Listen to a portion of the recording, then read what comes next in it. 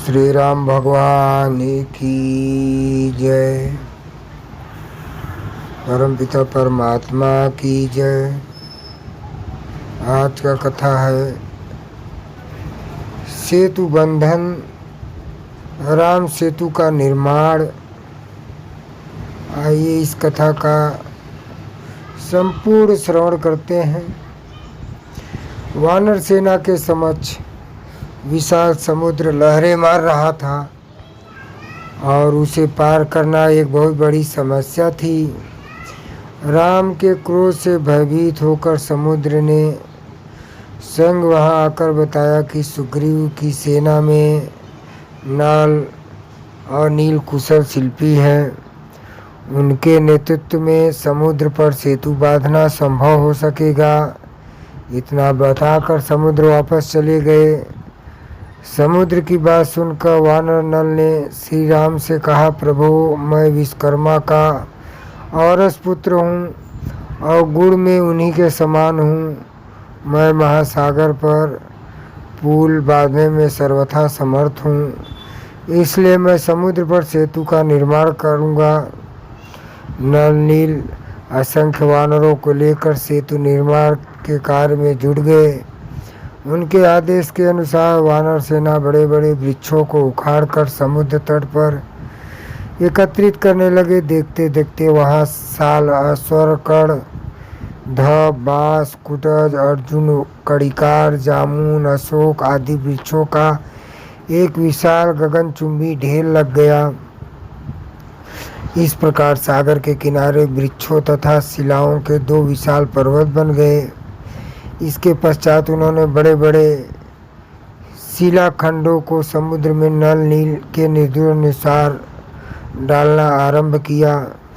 उन शिलाखंडों एवं वृक्षों को शिल्पकला में चतुर नल नील सेतु का रूप देते जा रहे थे। इस प्रकार उन्होंने अधिक परिश्रम करके पहले ही दिन 56 कोस लंबा पुल बना दिया।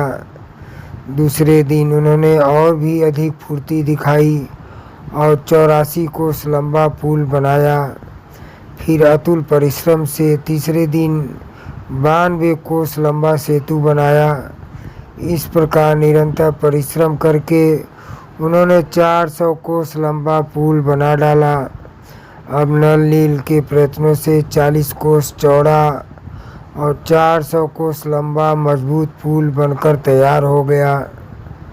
समुद्र पर सेतु बन जाने के पश्चात श्री रामचंद्र जी ने हनुमान की पीठ पर और लक्ष्मण ने अंगद की पीठ पर बैठकर सेतु पर होते हुए विशाल सागर पार किया। उनके पीछे पीछे संपूर्ण वानर सेना भी सुग्रीव के नेतृत्व में समुद्र को पार कर लंका में पहुंच गई। इस सेना के लंका में पहुंचते ही राक्षसों में भयानक हलचल मच गई। वे लंका दहन की घटना को स्मरण कर भयभीत होने लगे। उधर रावण ने सुक और सारर नामक मंत्रियों को बुलाकर उनसे कहा, हे चतुर मंत्रियों, अब राम ने वानरों की सहायता से अगाध समुद्र पर सेतु बांध कर उसे पार कर लिया है और वह लंका के द्वार पर आ पहुंचा है।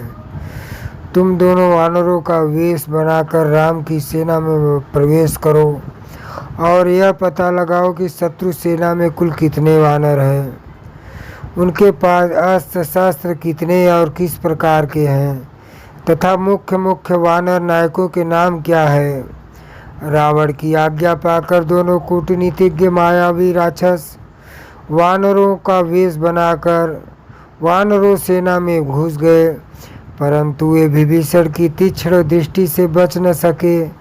विभीषण ने उन दोनों को पकड़कर राम के सम्मुख करते हुए कहा, हे राघव, हे प्रभु राम, ये दोनों गुप्तचर रावण के मंत्री सुक और सारण हैं, जो हमारे कटक में गुप्तचरी करते पकड़े गए हैं। राम के सामने जाकर दोनों राक्षस थरथर कांपते हुए बोले, हे राजन, हम राक्षस रावण के सेवक हैं। उन्हीं की आज्ञा से आपके बल का पता लगाने के लिए आए थे। हम उनकी आज्ञा के दास हैं, इसलिए उनका आदेश पालन करने के लिए विवश हैं।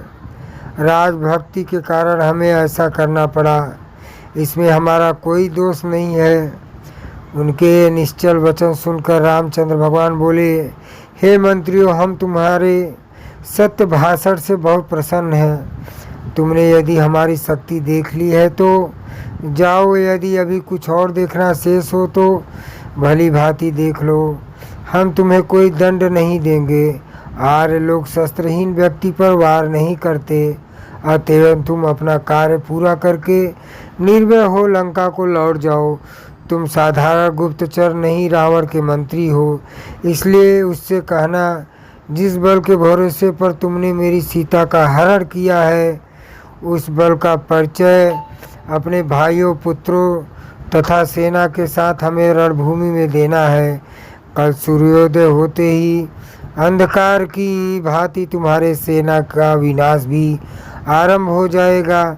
श्री रामचंद्र जी के वचनों से भय रहित हो उनका जय जयकार करते हुए सुख तथा सारा लंका में पहुँचे और रावण के सम्मुख उपस्थित होकर बोले, हे स्वामी, हमारे वानर सेना में प्रवेश करते ही विभीषण ने हमें पहचान कर राम के सम्मुख उपस्थित कर दिया, परंतु राम ने हमें निशस्त्र दूत समझकर छोड़ दिया। अब रही वानरों के बल की बात, उसका पता लगाना संभव नहीं है, क्योंकि उनके प्रत्येक के मन में आपके विरुद्ध क्रोध तथा घृणा की ज्वाला धधक रही है।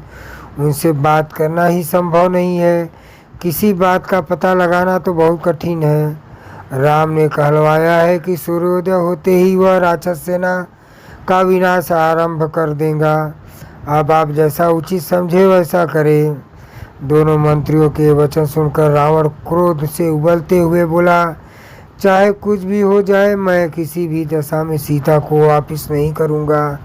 मुझे विश्वास है राम अपनी सेना सहित युद्ध भूमि में मेरे हाथों से अवश्य मारा जाएगा। मंत्रियों के उत्तर से संतुष्ट न होकर रावण ने कुछ अन्य गुप्तचरों को छद्रवेश में वानर सेना में भेजा। उन्होंने बड़ी चतुराई से संपूर्ण जानकारी प्राप्त करके रावण को बताया कि राम ने अपना सैनिक शिविर स्वेल पर्वत पर लगाया है। उनमें जामवंत नामक वृक्ष सबसे दुष्ट एवं तेजस्वी है। उसके अतिरिक्त 3 वानर सबसे अधिक बलवान और पराक्रमी है। उनके नाम सुमुख, दुर्मुख तथा वेगदर्शी हैं। नल नील उस सैनिक टुकड़ी के अध्यक्ष हैं जिसने समुद्र पर सेतु बांधा है। अंगद अपने पिता बाली से भी अधिक तेजस्वी एवं बलवान है। उसके अतिरिक्त सहस्त्रों अद्भुत शक्ति संपन्न पराक्रमी वानर हैं। राम और लक्ष्मण तो जनस्थान को नष्ट करके अपने बल का परिचय आपको दे ही चुके हैं। ऐसा उसने सब रावण को सुनाया। बोलिए श्री रामचंद्र भगवान की जय। परमपिता परमात्मा की जय। जय श्री राम, जय सीता मैया।